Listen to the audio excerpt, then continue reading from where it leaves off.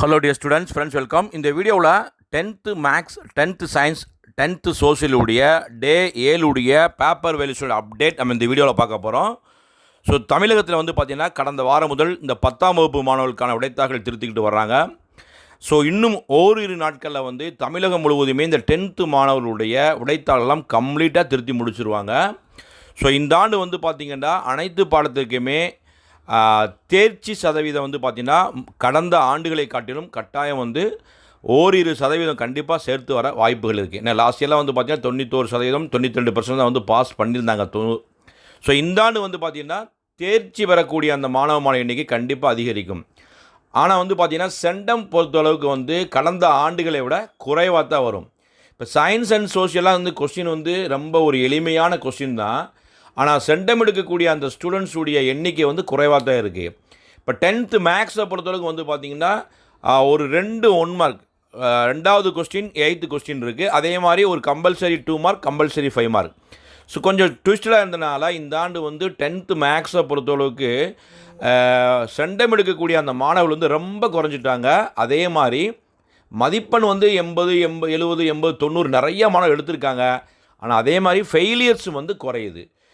Centum எந்த அளவுக்கு குறையுதோ அதே அளவுக்கு ஃபெயிலியர்ஸும் குறையுது. ஆனால் ஃபெயிலியர்ஸ் இருக்குது, ஓகேங்களா. அதே மாதிரி சயின்ஸ் அண்ட் சோஷியலை பொறுத்தவரைக்கும் பார்த்திங்கன்னா கொஸ்டின் ரொம்ப ஈஸி தான். மேக்ஸிமம் புக் பேக் தான் கேட்டிருக்காங்க. இப்போ சோஷியல் சயின்ஸை பொறுத்தளவுக்கு அந்த கம்பல்சரி 2 மார்க் கொஸ்டின் ஸ்டார்ட்அப் அந்த ஒரு கேள்வியை நிறையா ஸ்டூடெண்ட்ஸ் படிக்காமல் போயிட்டாங்க. ரொம்ப ஒரு எளிமையான கேள்வி தான். நீங்கள் நியூஸ் சேனலில் பார்த்தாவே அந்த ஸ்டார்ட்அப்பை பற்றி ரெண்டு பாயிண்ட் எழுதுனா 2 மார்க் கொடுத்துருப்பாங்க. So most of the students miss பண்ணது அந்த 2 மார்க்கை மிஸ் பண்ணியிருக்காங்க. ஆல்ரெடி சோஷியல் சயின்ஸில் 4th ஒன்வேர்டு கிரேஸ் மார்க் கொடுத்துட்டாங்க. So most of the questions எல்லாமே எக்ஸ்பெக்டட் மட்டும்தான். ஸோ இந்த 2 மார்க்ஸை யாரெல்லாம் டாப்பர்ஸ் நல்லா எழுதிருக்கீங்களோ அவங்கெல்லாம் சென்டம் வாங்கியிருக்காங்க. அதே மாதிரி ஃபெயிலியர்ஸ் குறைஞ்சிருக்கு. இப்போ சயின்ஸை பொறுத்தளவுக்கு பார்த்திங்கன்னா எல்லா ஒன்வேர்டுமே புக் பேக் தான் மேக்ஸிமம் கேட்டிருக்காங்க, ஒரு சில வினாக்களை தவிர்த்து. ஆனால் ஸ்டூடெண்ட்ஸ் பார்த்திங்கன்னா ரேண்டமாகவே 5வது கொஸ்டின், 8வது கொஸ்டின், 11வது கொஸ்டின், ஃபஸ்ட்டு கொஸ்டின், இந்த ஒன்வேலையே இது ரேண்டமாக எல்லா வினாக்களுக்குமே மாறி ஸ்டூடெண்ட்ஸ் தப்பு விட்ருக்காங்க இந்த 3-4 ஒன்வேலில். அதனாலையுமே சென்டம் குறைஞ்சிருக்கு. அதே மாதிரி 22வது கேள்வி பார்த்திங்கன்னா ரொம்ப ஒரு ஈஸியான கேள்வி. மீத்தேனுடைய சதவீத இயல்பு. இது 7வது பாடத்தில் எக்ஸாம்பிள் சம் தான்.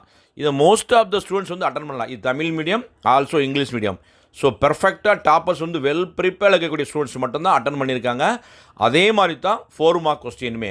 ஸோ இதனால் அந்த மாணவிகளுக்கு சென்டம் மார்க் குறைஞ்சிருக்கு. இன்கேஸ் நீங்கள் சென்டம் எடுக்கக்கூடிய ஸ்டூடெண்ட்ஸ் ஒரு அரை மதிப்பெண்கள் குறைவாக எடுத்திருக்கீங்கன்னா அதை ரவுண்ட் ஆஃப் பண்ணி கண்டிப்பாக உங்களுக்கு சென்டம் போட்டுருவாங்க.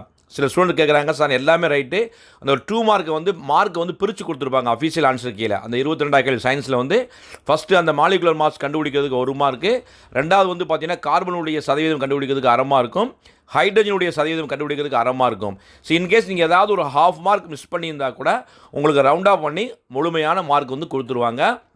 ஸோ யாரெல்லாம் இந்த மேக்ஸ், சயின்ஸ், சோஷியலில் நான் சென்டம் எடுத்துட்டு சார், நான் அஃபீஷியல் ஆன்சர் கீமாக சூப்பராக எழுதிட்டேன் அப்படின்னு சொல்லக்கூடிய மாணவிகள் கமெண்டில் பதிவு செய்யுங்க. ஸோ உங்களுடைய எக்ஸ்பெக்டட் ஸ்கோரை பதிவு செய்யுங்க. இன்னும் ஓரிரு நாட்களில் தமிழகம் முழுவதுமே 10th உடைய பேப்பர் வெர்ஷன் முடிஞ்சிடும். ரிசல்ட்ஸ் எல்லாமே சூப்பராக வரும். எல்லா டீச்சர்ஸுமே ஸ்டூடெண்ட்ஸ்க்காக தான் பேப்பர் தீர்த்திருக்காங்க. நல்லா நீங்கள் எக்ஸ்பெக்டட் ஸ்கோர் கண்டிப்பாக வரும்.